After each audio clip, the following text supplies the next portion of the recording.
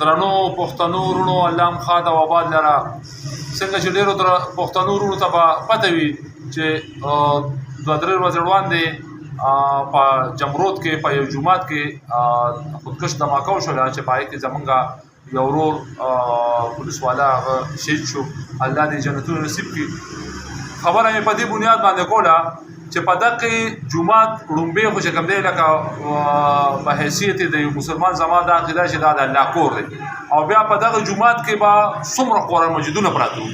نو د الله هغه کور هم شهید شو او څونه قرآن مجیدونه چې وو هغه هم وسوېدل هغه هم چې کوم دی شهید شو. ټیک شو. یو مذهبي ګوند چې اول او د سویډن خلاف دلته کې په ټول پاکستان کې روتي او چغې سورې واخلې چې په سویډن کې د قرآن مجید بې حرمتي شوی بالکل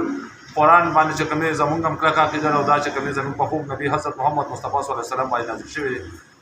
چې په دنیا کې په هر ځای کې چې کوم دی نو مثال قرآن بې حرمتي کېږي نو موږ له پکار چې موږ د هغې خلاف اواز چل کړو. خو زه په دې باندې د دې مذهبي ګوندونو نه دا ګیله کومه چې تاسو بل برګې برګې جنډې راغشتې وې او په ځای په ځای باندې لګیا وې او تاسو چې کوم دی د سویډن خلاف احتجاج کوو یا د خدای ظالمانو دا چې دې ځای کې کوم حل وشو تاسو ته پته نشته چې دا څوک کوي د چا نه کېږي په کوم بنیاد باندې کېږي. تاسو خو دې خلاف اړونه وي یا خو دا جومات د خدای کور نو